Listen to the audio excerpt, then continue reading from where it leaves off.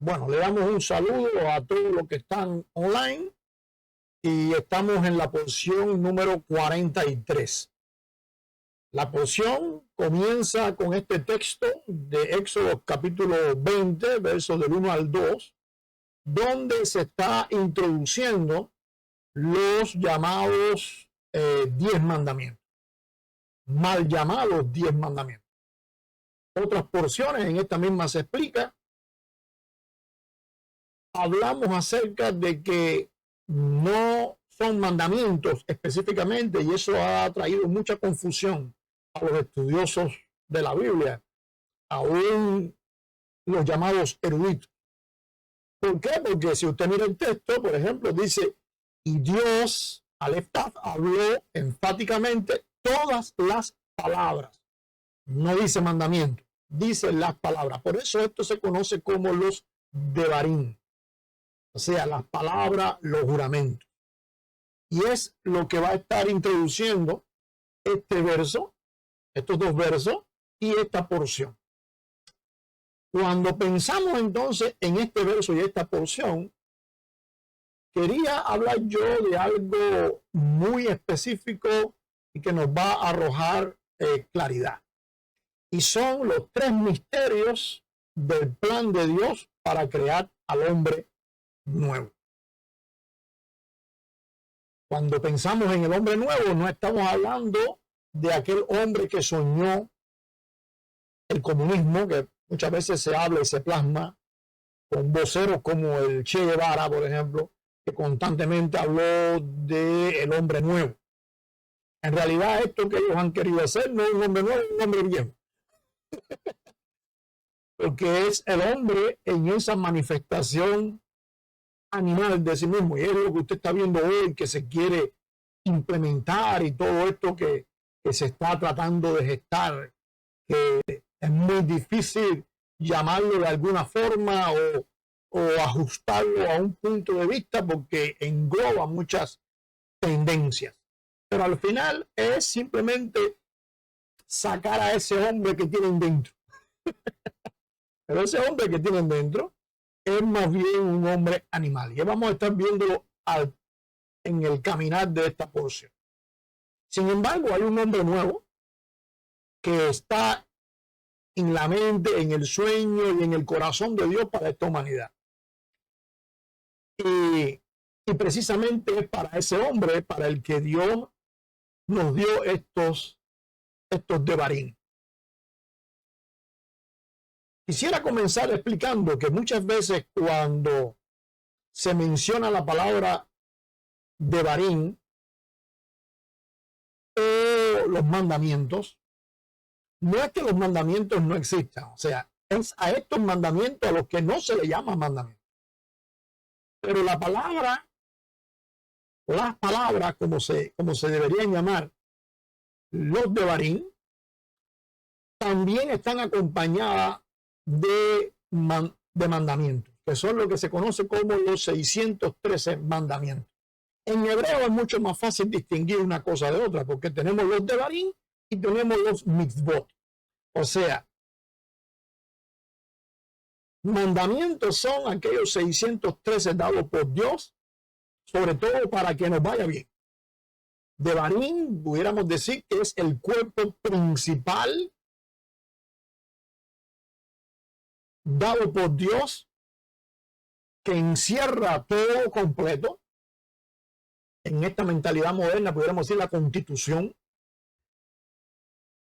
y los mitzvot vendrían siendo entonces todos aquellos artículos que hacen posible esa Constitución. Entonces tenemos los devarim y los mitzvot. El asunto con esto está en que cuando hoy nosotros miramos la palabra Torah, es a esos dos grupos a los que se le llama Torah, o sea, a lo que se le llama la ley. Ahora, cuando pensamos en el título de esta reflexión que quiero tener, los 3 misterios del plan de Dios para crear al hombre nuevo, ¿Por qué utilizamos la palabra misterio? Bueno, porque Dios lo utilizó también, pero ¿por qué ha sido un misterio para la humanidad? ¿Por qué esto que estamos hablando para muchos de ustedes que nos van a estar escuchando es un misterio? Debemos decir que para los apóstoles no fue un misterio. Ellos recibieron una revelación de Dios donde se les aclaró precisamente ese misterio. El asunto está que a lo largo de la historia, en ese transitar de los discípulos de los apóstoles y de los discípulos de los discípulos de los apóstoles, y así sucesivamente, en esta especie de desierto donde no tan solo hemos caminado bajo la traición, sino también bajo el desconocimiento, bajo el especulio de muchos análisis de lo que llamamos teología. Y no es que estamos en contra de la teología, pero hay que entender que hay una teología que ha sido especulativa hasta hoy, si no, no existieran tantas escuelas diferentes dentro del cristianismo. Pues aquello que se les reveló a los apóstoles quedó un poco que oculto, para unos en gran medida, para otros en menor medida, pero muchas cosas quedaron ocultas. Cuando usted tiene cosas ocultas y tiene cosas que entiende, muchas veces algunas que entiende va a estar bien, pero algunas que usted cree que entiende no las entiende porque son consecuencias de eso que está oscuro que usted está especulando. Así que hoy queríamos hablar de esos tres misterios. No son los únicos, pero pudiéramos decir que son los tres misterios del plan de Dios para crear a ese hombre nuevo que ha soñado. Para poder despegar en este tema, debemos comenzar por entender lo que es la palabra Torah.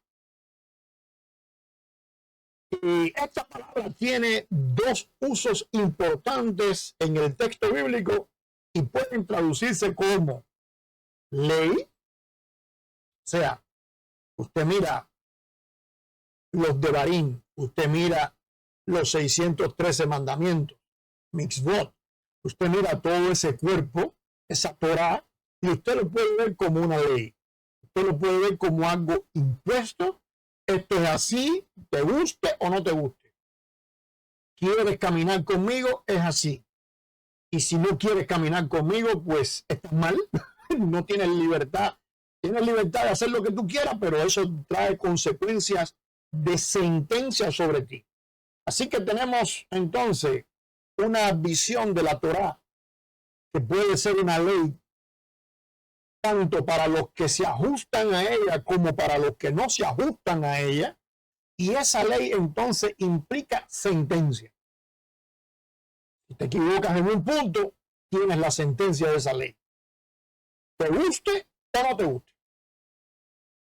Y tienes también que la misma palabra Torah significa instrucción o enseñanza.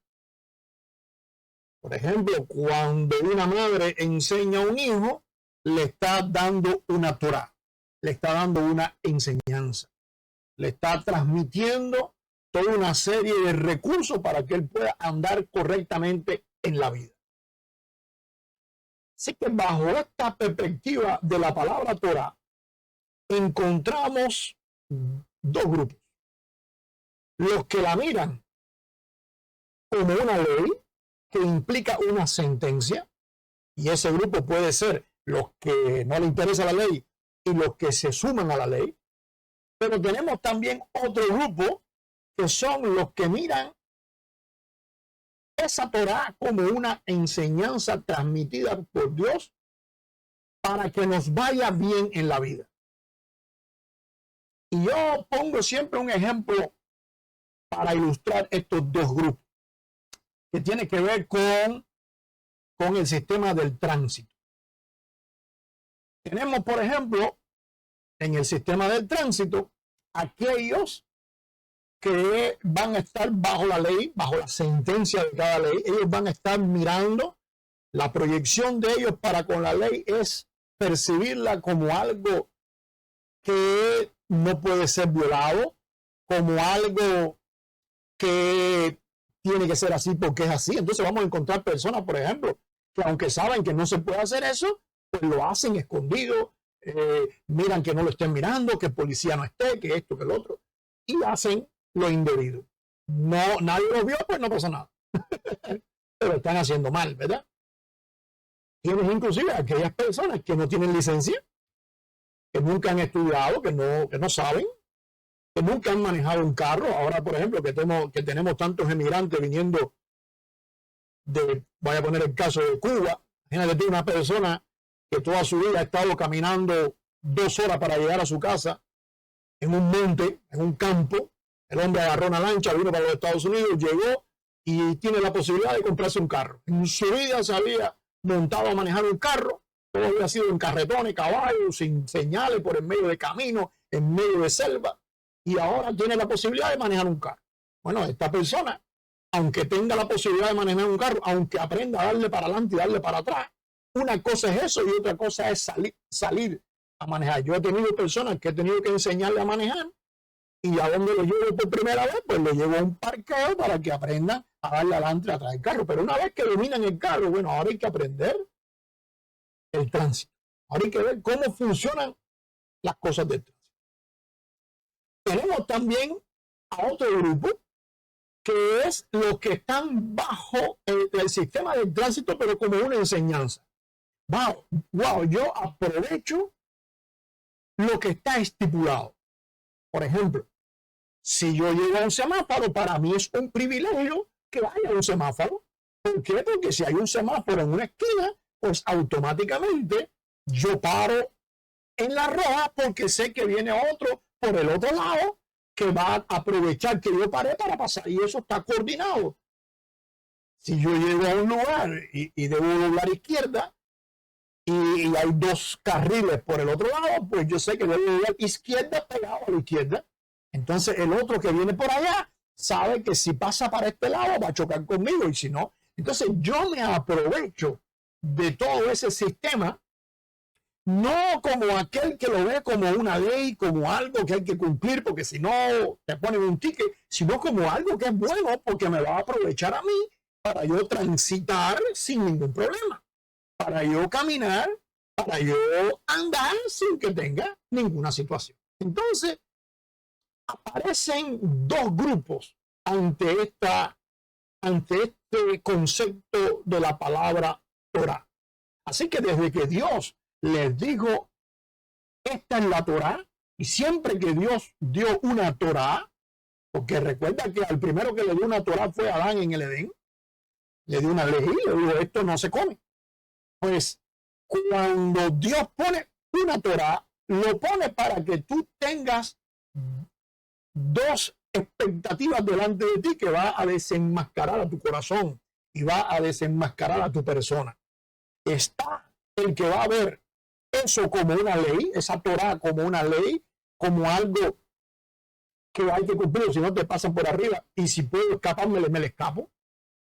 Y el que lo ve como una enseñanza que me es buena y de la cual yo puedo aprovecharme, como dice el propio texto, en muchas ocasiones, dice, para que me vaya bien en la vida. Así que, ante esa palabra Torah, tenemos estas 2 expectativas, estos 2 grupos. Bueno, pues ahí vamos a encontrar nuestro primer misterio que Pablo pues nos va a aclarar. Pablo recibió esa revelación del Señor estando con él mismo, y él nos va a aclarar el misterio de esta palabra Torah, por ejemplo. Y lo vamos a ver. Dice Pablo, pero sabemos que la ley es buena si uno la usa correctamente. Qué tremendo. A lo largo de la historia, por eso yo decía que aunque los apóstoles tenían la claridad del asunto, a lo largo de la historia, producto a traiciones, producto al caminar solo por el desierto de la iglesia, pues muchos han perdido este concepto. Otros hoy tratan de recuperarlo, pero a veces muy desviados de lo que es el corazón y la mente de Dios cuando lo dio.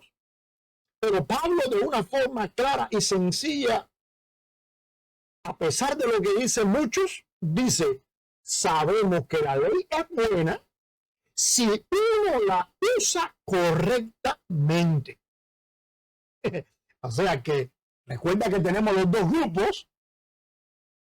¿Cuál de los dos grupos es el que usa correctamente la Torá? Dice: conociendo esto, que la ley no fue dada para el justo, sino para el transgresor. O sea, esa forma en que se percibe como una ley de la cual es imposible moverte y la cual te sentencia y de la cual tú no te queda más remedio que caminar por ella o abandonarla completamente o que no te interese o cumplir con cada punto indiscutiblemente. Dice que la ley no fue dada para el justo, sino para el transgresor. O sea, esa perspectiva de ley no es para la persona justa, sino es para la persona delincuente, es para la persona pecadora, es para la persona bajo una sentencia, es para la persona que le gusta esquivar las cosas de Dios, que le gusta esquivar lo que Dios ha propuesto.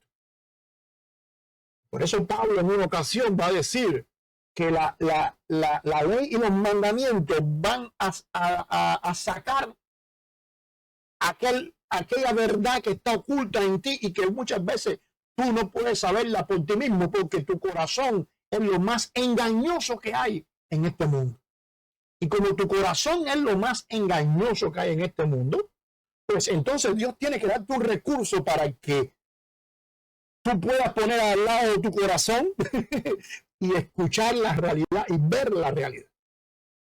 Entonces, muchas personas se creen justas en sí mismas. E inclusive hay personas que se creen salvos, que se creen cristianos, que se creen que son, ¿cómo se llama? Que están caminando en la voluntad de Dios, cuando en realidad son transgresores y delincuentes. Son impíos, son personas que están bajo una ley, aunque ellos la rechacen.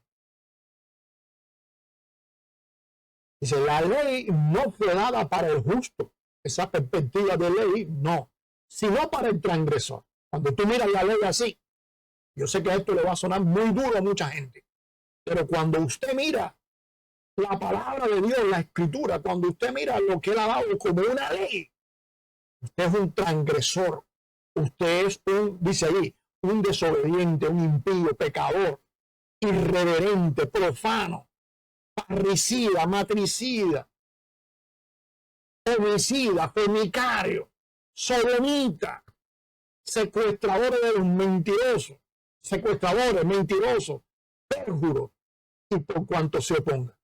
Eso es para el que está bajo esa perspectiva de ley. Sin embargo, el propio texto nos está diciendo que no fue dada para el justo, porque el justo no la ve así.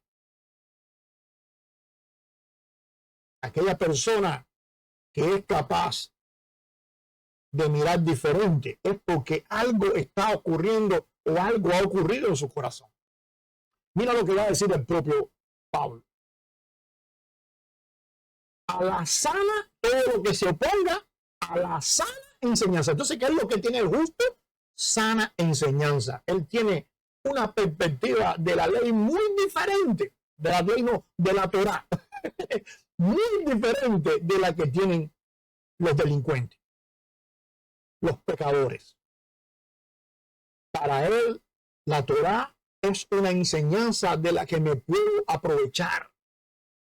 Es la oportunidad, por la gracia de Dios, de hacer o de moverme en lo correcto, de poder moverme bajo la óptica del absoluto bajo la óptica divina.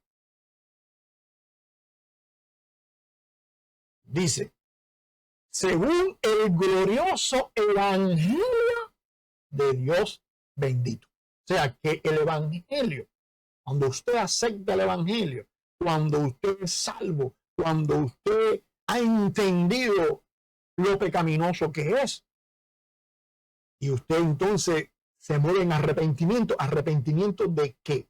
¿De qué usted se arrepiente? De ser delincuente, de andar en la transgresión. Y de entonces, ¿qué cosa es arrepentirse? Dejar de hacer esa delincuencia. Cuando usted deja de actuar como delincuente, entonces empieza a aprovecharse de esa Torah, de esa enseñanza. Dice Pablo que a mí me ha sido encomendada. La gente dice que Pablo está en contra de la ley. No, Pablo está en contra de la ley, no de la Torah. Pablo está a favor de la enseñanza. Pablo está a favor de que usted ponga en su vida todo el potencial de santidad que Dios ha puesto en sus manos. Así que tenemos entonces los que están bajo la ley y tenemos también los que están bajo la enseñanza. Unos son delincuentes, los otros son justos. Si volvemos entonces al ejemplo que teníamos bajo la ley, vamos a ver que la persona que esté bajo la ley va a moverse, va a andar, unos no va a interesarle la ley, porque precisamente lo ve como una ley y dice, no, yo no la hago, yo hago lo que yo quiera. Y otros van a decir, sí, es una ley, voy a hacerla, pero a regañadientes. Voy a hacerla, pero porque no me queda más remedio. O sea, a mí me tocó lo que me tocó y ya, punto. Yo recuerdo en una ocasión que hablaba yo con un rabino y él interpretó, él creyó que yo quería convertirme a judaísmo. Y entonces él me dijo, pero ¿para qué tú estás aprendiendo esto? ¿Tú no ves que esto es un problema? Esto es una carga demasiado grande que nos han puesto a nosotros y no nos queda más remedio que cargarla. Así piensan muchos judíos, tristemente. O sea, por un lado tienes los que la rechazan, no les interesa, y los que no le queda más remedio que asumirla. Ahora, cuando usted va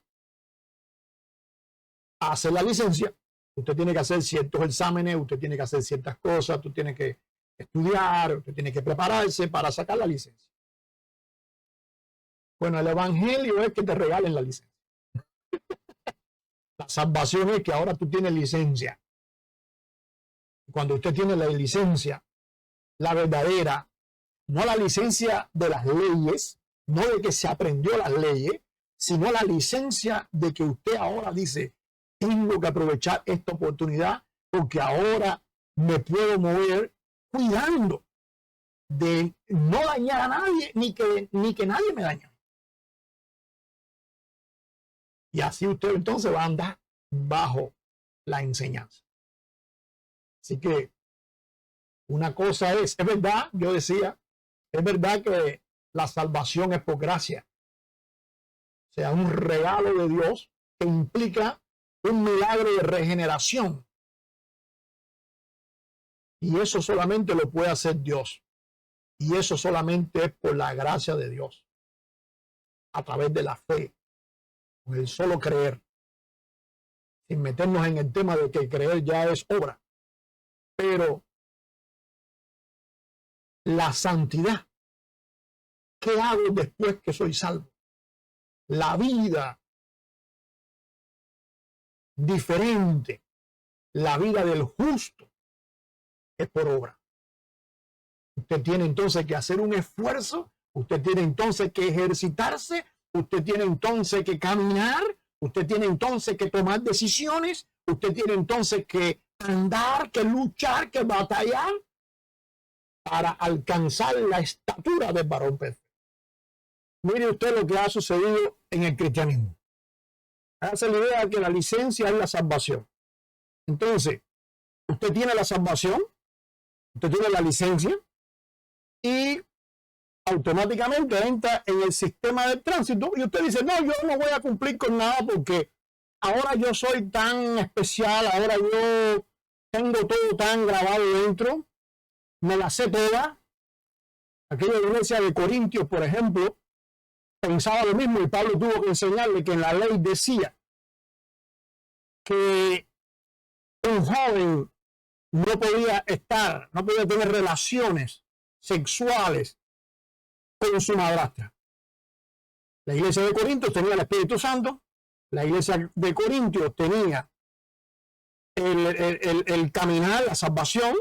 Sin embargo, ellos estaban haciendo algo incorrecto. No habían tenido la lucidez de darse cuenta de lo que la ley decía, y Pablo tuvo que recordarles que en esa ley de Moisés decía eso y que por lo tanto ellos tenían que cumplir. O sea que en muchas ocasiones nosotros necesitamos saber lo que dice la Escritura, porque ni siquiera podemos saber si Cristo actuó correctamente si no sabemos que cumplió con la ley y no sabemos la ley.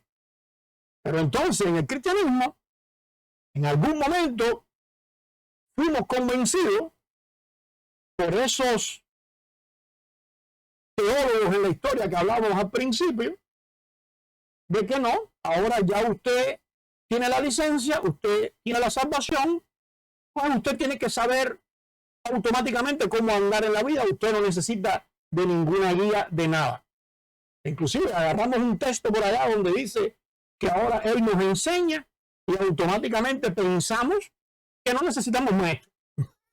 Tenemos entre los dones que Dios reparte a través del Espíritu Santo el don de maestro. Sin embargo, hay algunas personas que dicen que no hace falta maestro. Tenemos apóstoles que deben llegar y enseñar y no se necesitan maestros. Es absurdo. Entonces, alguien nos convenció de que porque tenemos la licencia, ahora podemos hacer lo que nosotros queramos, salimos del carro y andamos como queremos. Eso es ilógico. Una persona que haga eso es un delincuente, igual que el que no tiene la licencia. Ahora, si usted está en el grupo de los que aprende, de los que mira la Torah como una enseñanza, pues automáticamente usted va a asimilar eso, usted va a asumir todo lo que enseña la Torah y usted lo va a poner en práctica en su vida. Como la persona que tiene la licencia y sale a manejar y va a estar aprovechándose lo que aprendió, va a estar aprovechándose de ese sistema que está creado del tránsito para que entonces él pueda manejar tranquilo y no hacer daño a nadie ni que nadie le haga daño a él, como decía. Así que esa idea de que ahora porque tengo la salvación no necesito de la ley. No, claro está, no necesitas de la ley, necesitas de la enseñanza.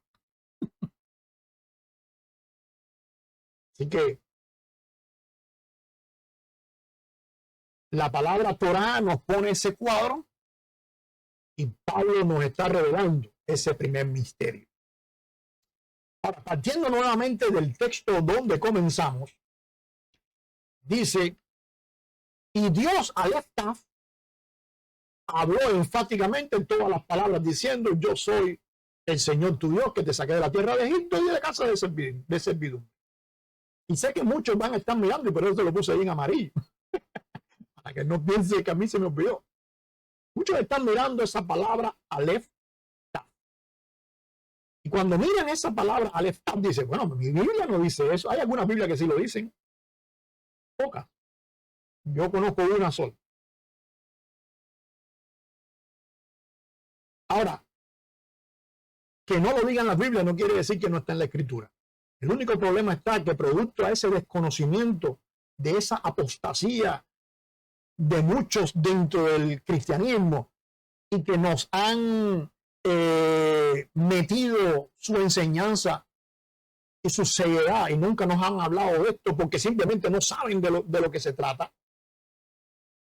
Por otro lado, tenemos en el mundo judío que saben que eso está ahí, pero no saben explicarlo 100%.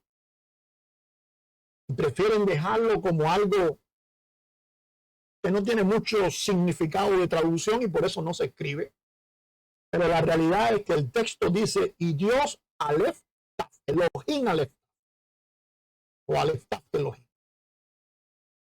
Ese Aleph Taf que está ahí es lo mismo que principio y final. Es lo mismo que alfa y omega. Ya yo sé que empieza usted ahora. Ah, espérate. Porque en el cristianismo alfa y omega lo entendemos muy fácil.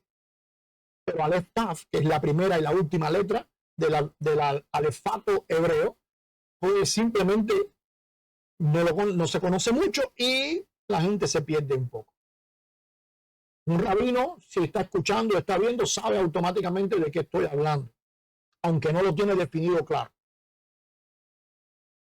Ese Aleph Taf, aunque tenemos muchas porciones que explicamos y hablamos de este tema, y hay todas explicaciones en la Biblia bien leída, en el canal de YouTube y en algunos libros que tenemos. Pero ese Aleph Taf, como es una primera letra y una última letra, te está dando una definición, te está dando un límite. Quiere decir que Dios eterno, lo voy a decir a grandes rasgos porque ya te decía que está explicado en muchos otros videos que usted puede buscar. Dios eterno, para poder hacer la creación que es limitada, más la creación material que es limitada al tiempo y al espacio, pues él hizo una contracción de sí mismo y se limitó en alfa y omega, en el principio y fin, para que en esa limitancia pudiera crear todas las cosas y pudiera interactuar con todas las cosas. Ahora, cuando nosotros miramos entonces ese Aleph Taf, que es el principio y el fin, como te decía,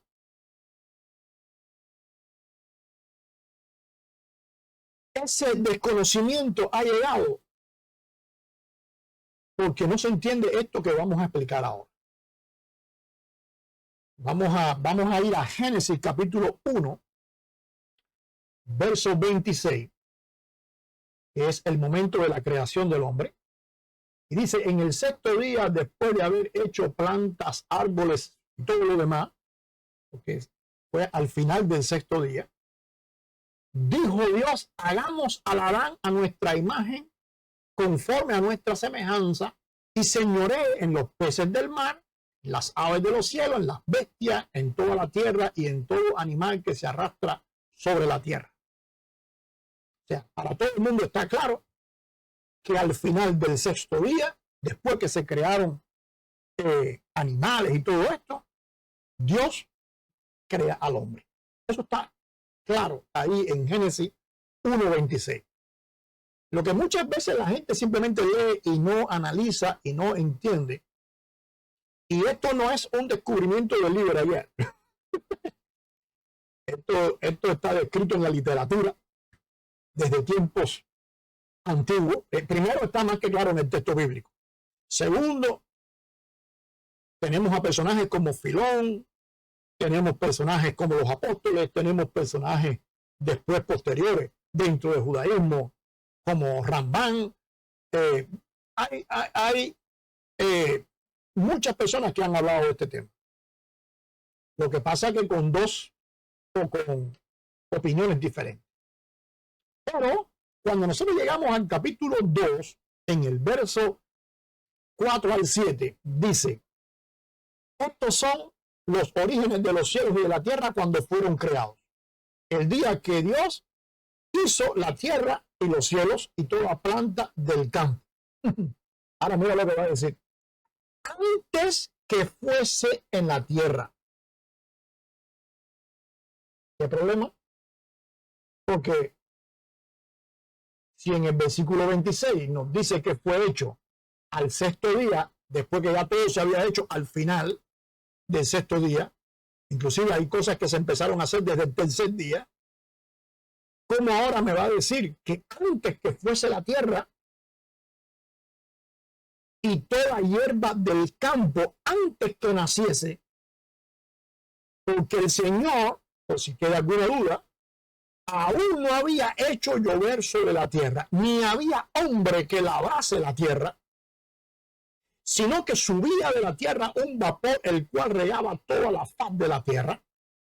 Entonces Dios formó a Adán del polvo de la tierra y sopló en su nariz aliento de vida, y fue este Adán un ser viviente.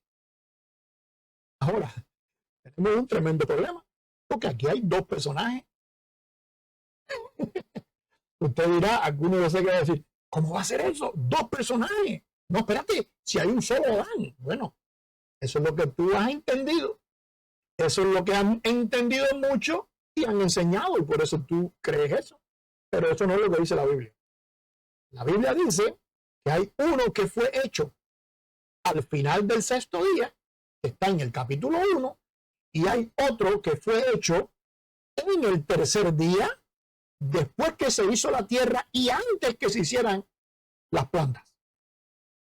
O sea, tenemos entonces en el capítulo 2 a un hombre creado en el tercer día, y en el capítulo 1 a un hombre creado en el sexto día.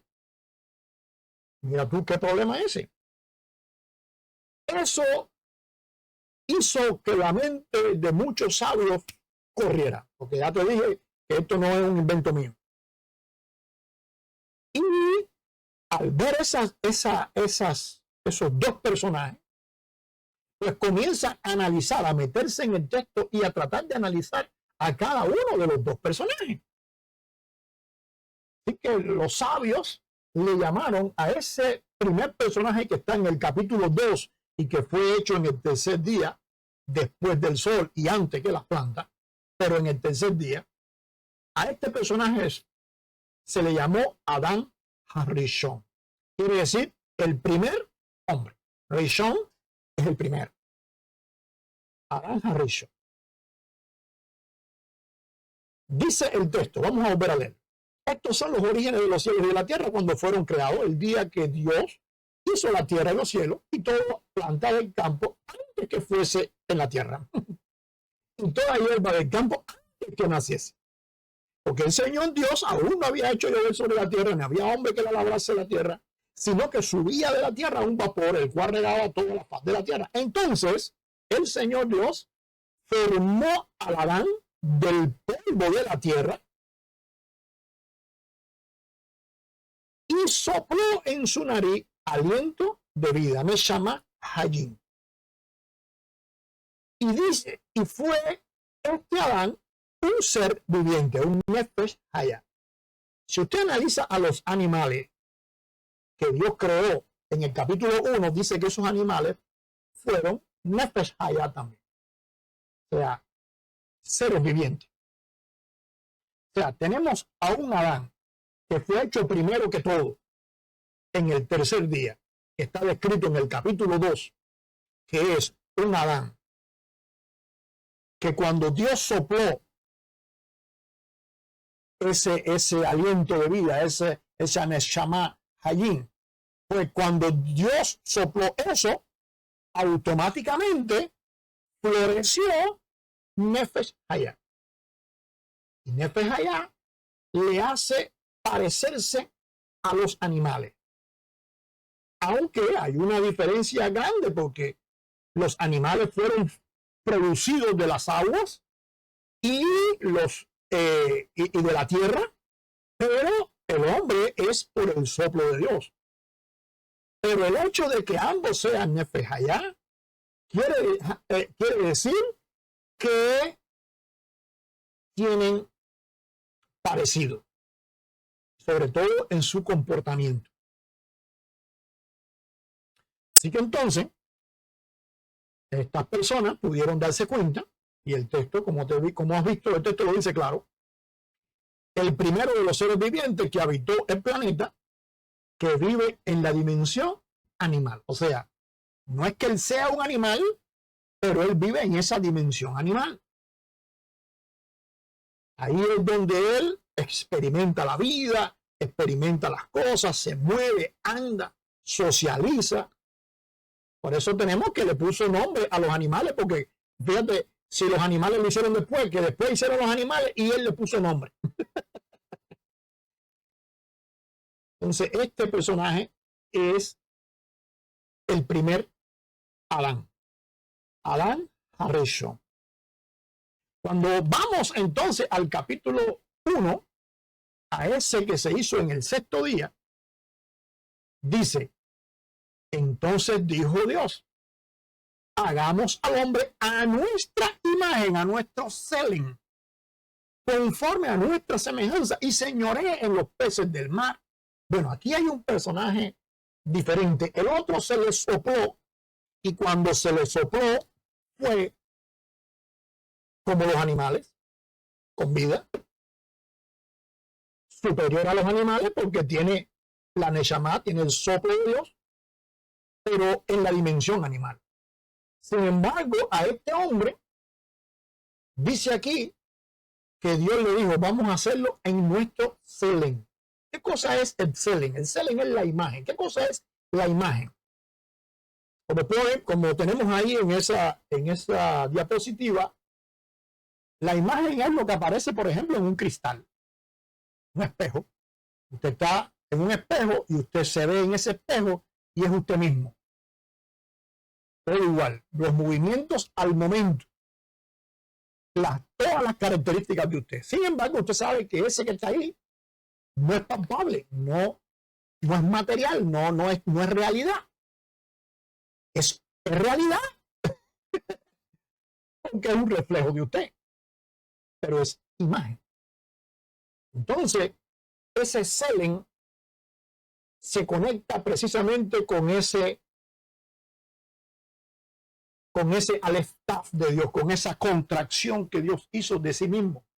Y esa contracción es su imagen. Pero eso está en imagen, no está en cuerpo como el otro Adán. Así que de ese selling, de esa imagen, Dios va a hacer a un Adán. Cuando dice ahí, hagamos al hombre, está diciendo, hagamos al Adán, a nuestro selling, conforme a nuestra semejanza. Entonces, aquellas personas que se fueron dando cuenta a lo largo de la historia que este otro hombre es diferente en esas características, llamaron entonces a este personaje Adán Kadmon. Quiere decir hombre primordial. ¿Qué cosa es el hombre primordial? Es el arquetipo de la humanidad. O sea, ¿a dónde debe llegar la humanidad? ¿A dónde debe llegar el hombre si quiere caminar en el sueño de Dios? Este sería el hombre nuevo. El hombre nuevo en la mente de Dios, en el corazón de Dios. A donde tú tienes que llegar a ser. Y en ese concepto abstracto, en ese concepto que aunque no es imagen, ellos dicen o decían que se hace realidad cuando tú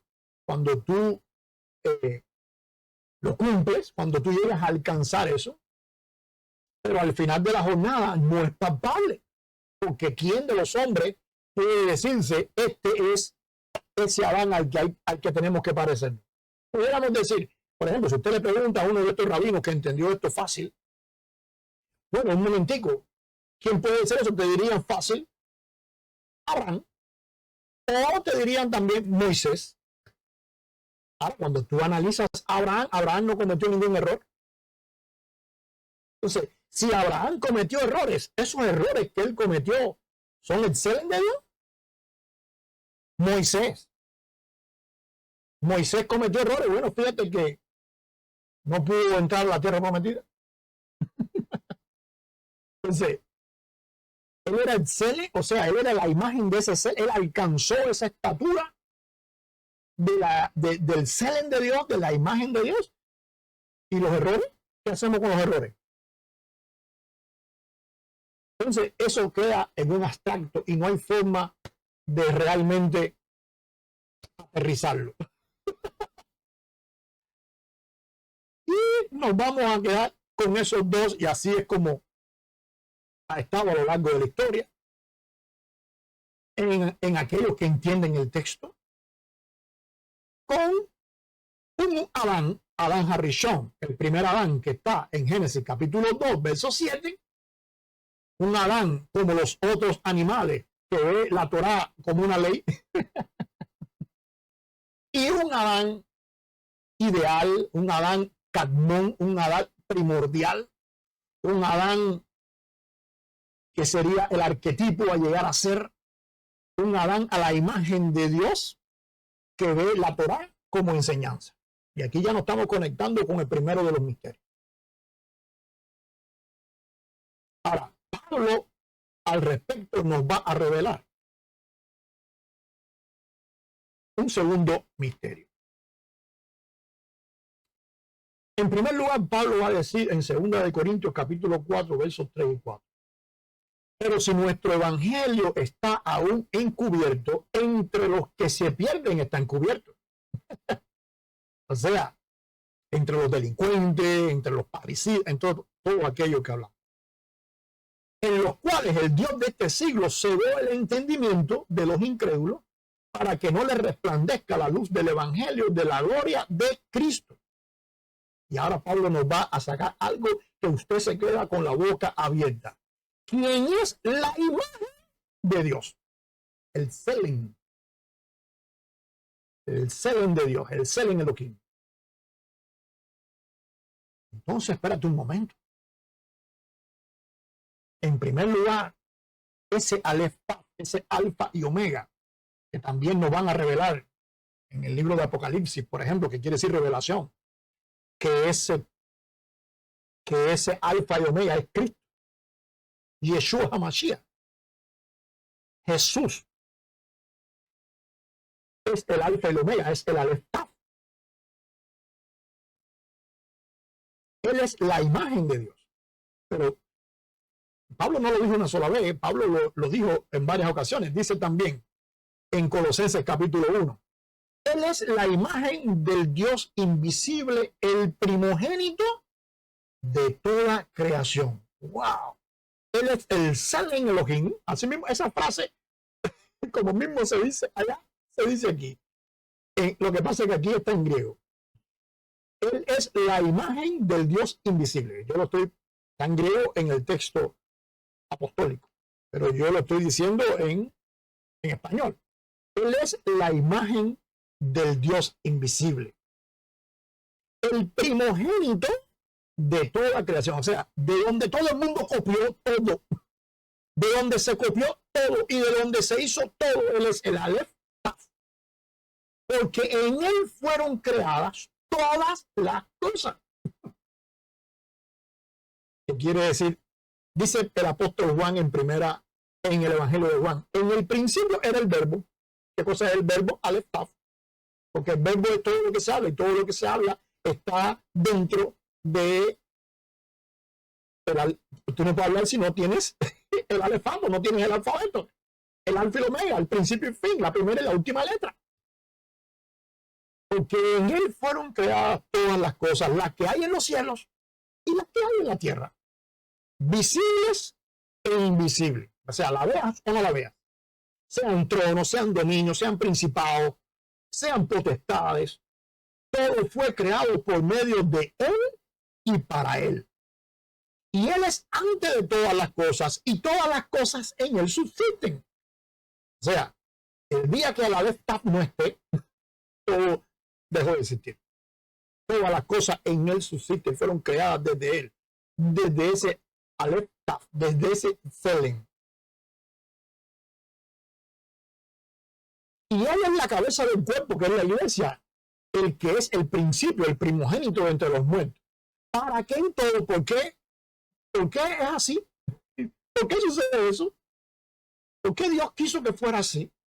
Para que en todo tenga la preeminencia, por cuanto agradó al Padre que en él habitase toda plenitud. Quiere decir, no hay nada que tú analices en este mundo que se desconecte de la Aleph Taf.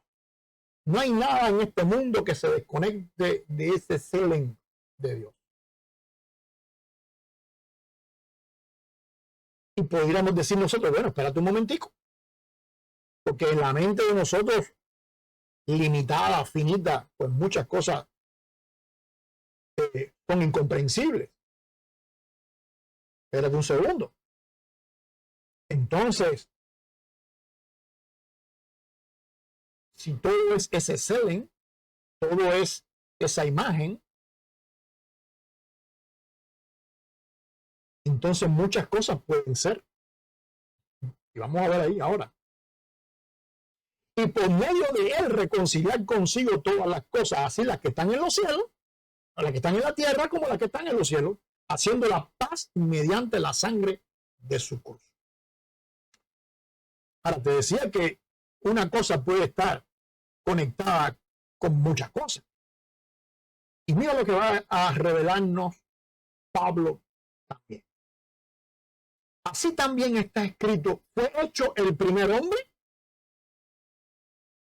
¿Quién era el primer hombre? Adán, Harrison, es del capítulo 2 que vimos. Fue hecho el primer hombre, un Adán, para ser un alma viviente. Esa alma viviente es Nefesh Hayá, o sea, como los animales. Y el postrer Adán, el del capítulo 1, en el verso 26, para ser un espíritu vivificante. ¿Por qué espíritu vivificante? Porque es el que da vida, porque es de donde se toma, de donde sale la referencia, de donde el hombre tiene que andar y caminar. Como mismo lo creyeron todos los que estudiaron ese texto y que hasta hoy lo creen, porque si hay algún rabino, algún judío que está viendo esto, él cree esto que yo estoy diciendo, que hay un primer Adán y hay un postrer Adán que viene del Selen Elohim, y que ese Adán que viene del Selen Elohim es a donde tenemos que llegar nosotros a parecernos. La estatura del varón perfecto que hablaba Pablo en otra ocasión.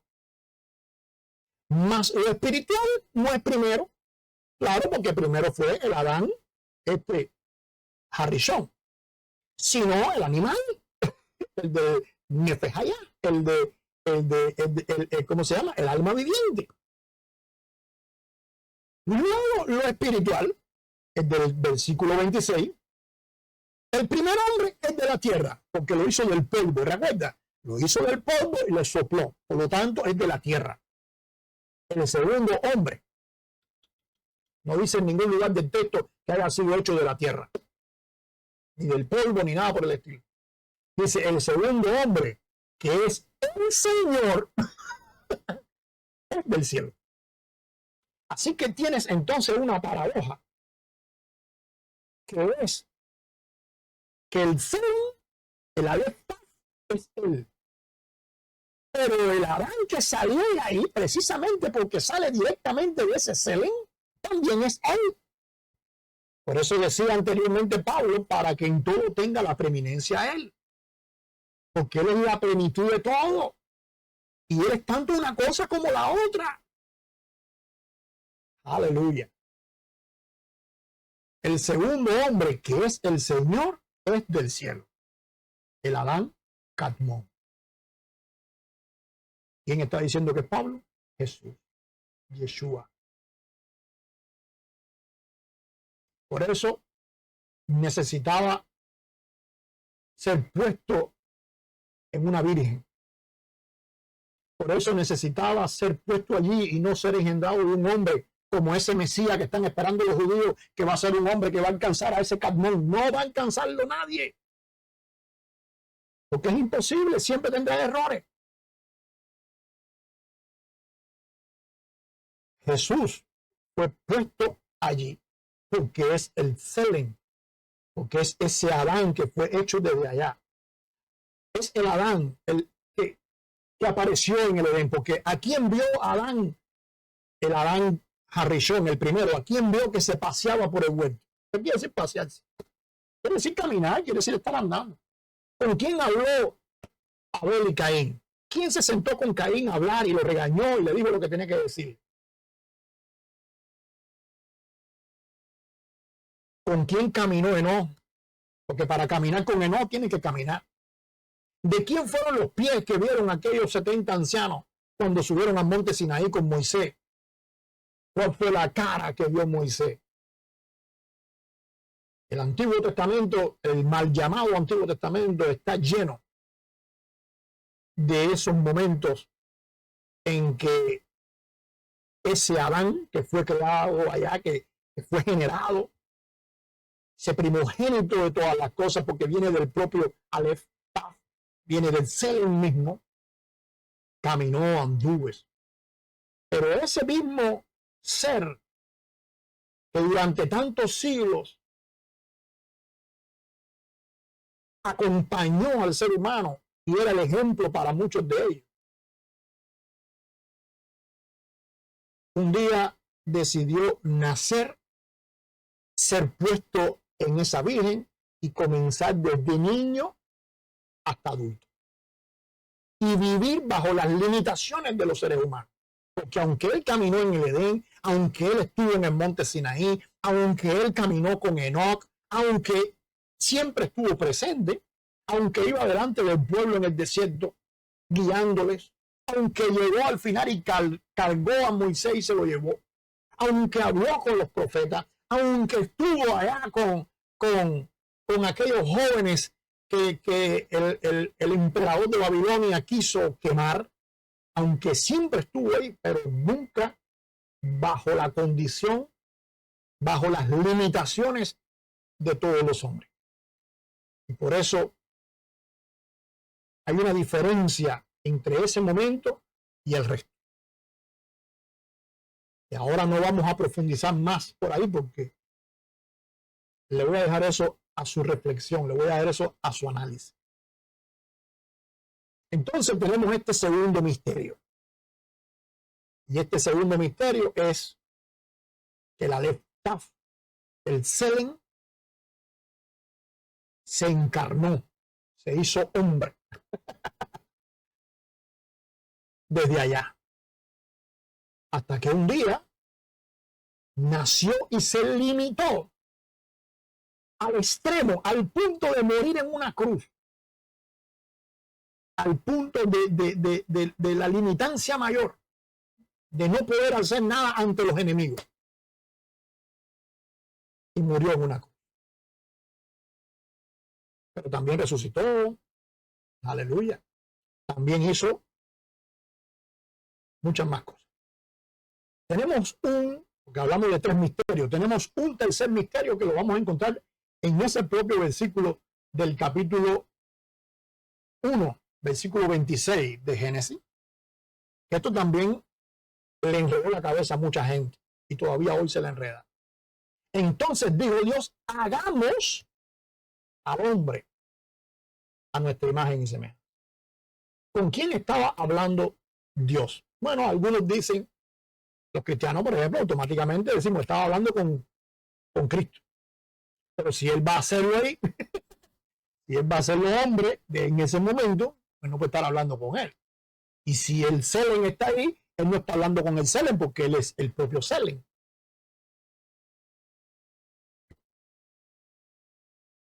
Otros dicen, está hablando con los ángeles, como si los ángeles hubieran participado activamente en la creación y no fueran también parte de la creación. ¿Con quién estaba hablando él? Bueno,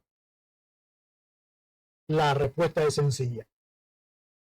Estaba hablando contigo, estaba hablando conmigo, estaba hablando con los seres humanos. Y Pablo nos va a revelar este misterio. Dice allí mismo en 1 Corintios 15, 48 y 49. ¿Cuál el terrenal? Tales también los terrenales. O sea, tenemos a un Adán, a Rishon, primero, que es como los animales, puede comportarse completamente animal o puede ser menos animal.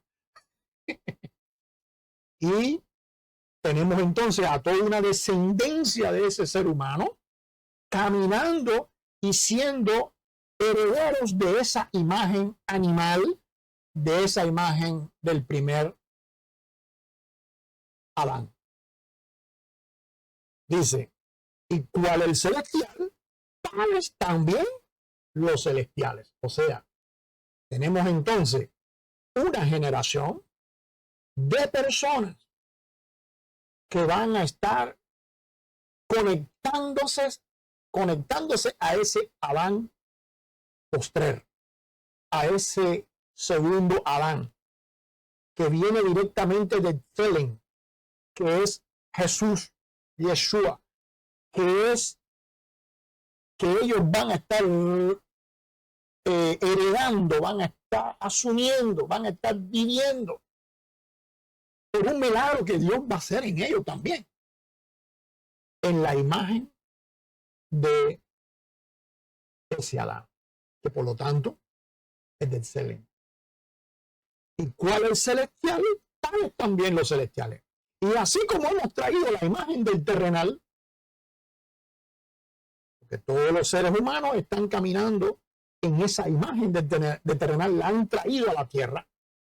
Aquel Adán murió, pero es como si hubiera seguido existiendo, sigue peor.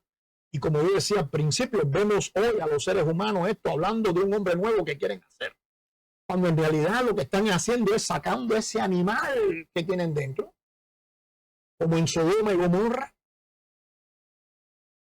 Decía yo ayer en una conferencia que daba a las mujeres que hace días veía yo una manifestación, unas imágenes que salieron de estos personajes que quieren que el mundo cambie para que sea mejor y diferente.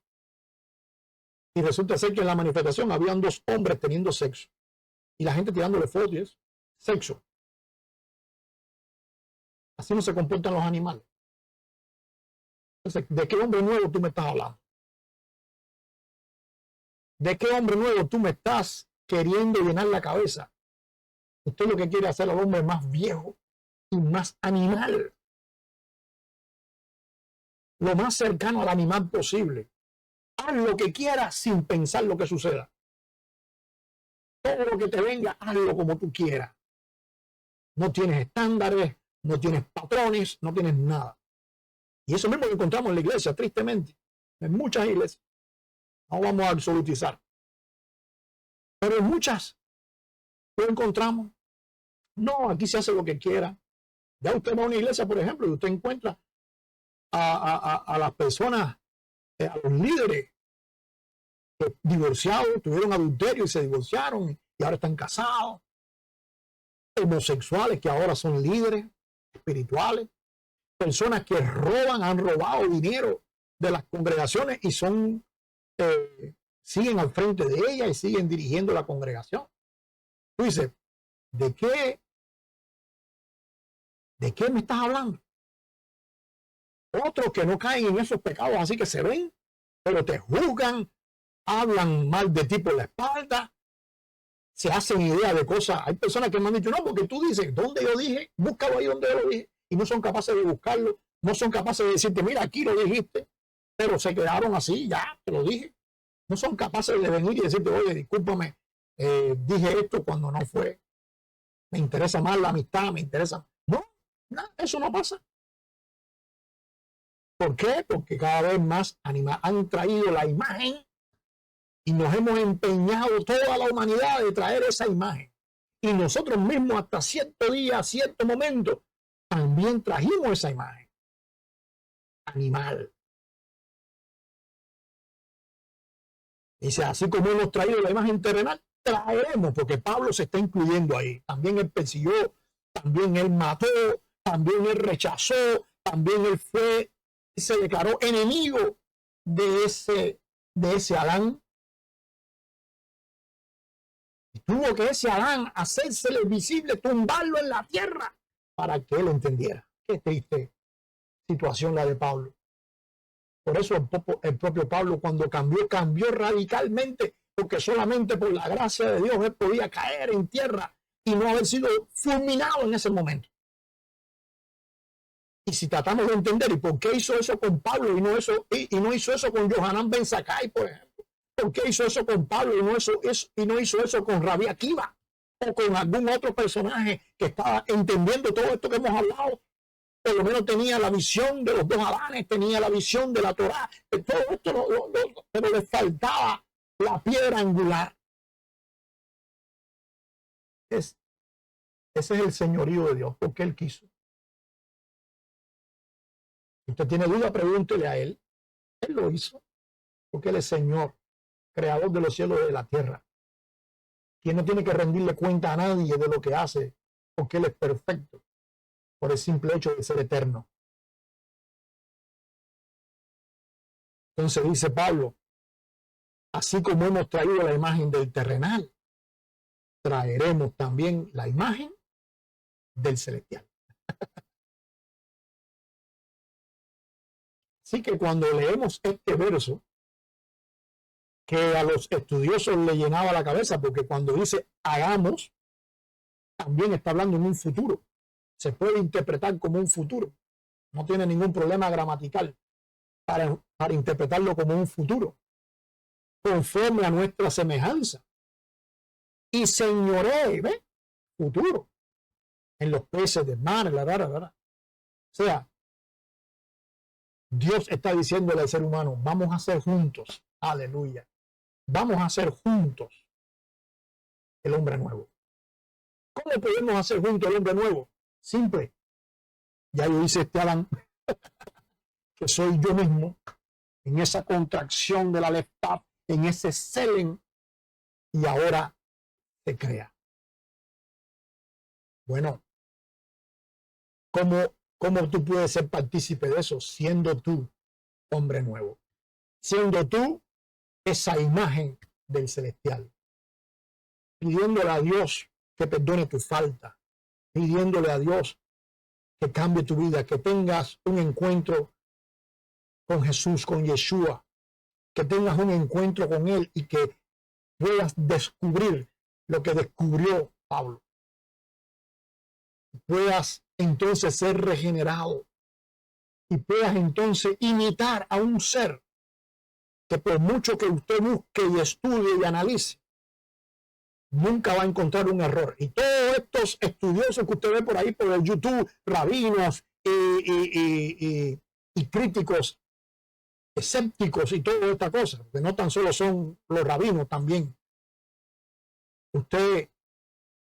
Si usted le dice, usted me encuentra un error en el texto bíblico, vamos a meternos en ese texto bíblico a ver si es verdad. En ese texto del Nuevo Testamento. Porque están hablando de cosas que no saben, no conocen crítica textual, no conocen griego, no conocen, entonces simplemente están especulando acerca de Jesús. Como mismo hay personas hoy que especulan acerca de las pirámides y están esperando a los extraterrestres. Como mismo hay personas hoy que creen que la Tierra es plana.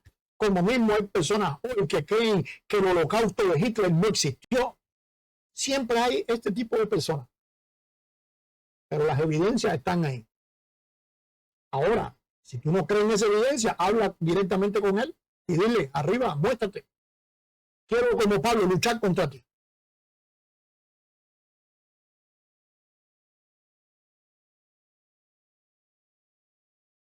Cuando Dios dice hagamos al hombre, te está invitando a ti a formar parte de ese plan que Él quiere hacer, de eso que Él quiere hacer. Entonces, tenemos en este mundo a dos grupos. El grupo de los hombres regulares, la imagen del primer Adán, del Adán Harishon, que son precedidos por él y tienen delante a una ley que los va a sentenciar, les guste la ley o no les guste la ley, los va a sentenciar. Porque ellos al final se van a estar comportando como animales, no pueden comportarse completamente como aquel Adán que sí cumplió la ley en todos los aspectos. Porque una cosa es decir que Jesús no cumplió la ley y otra cosa es decir que Jesús no cumplió las enseñanzas jorobadas, tergiversadas de algunos de los líderes de las sectas que habían en aquel momento, que habían creado una tradición diferente, un Talmud diferente. No tan solo dentro de los fariseos, dentro de los esenios, dentro de los saduceos. Entonces, cuando se piensa en este en este Adán, en esta generación que viene de este primer Adán, sin ley, terrenal, pecadora, se extiende como una raza caótica y animal por los siglos hasta hoy. Y son los que van a llevar a esta humanidad al último caos de la historia. Pero tenemos a un hombre nuevo. Aleluya.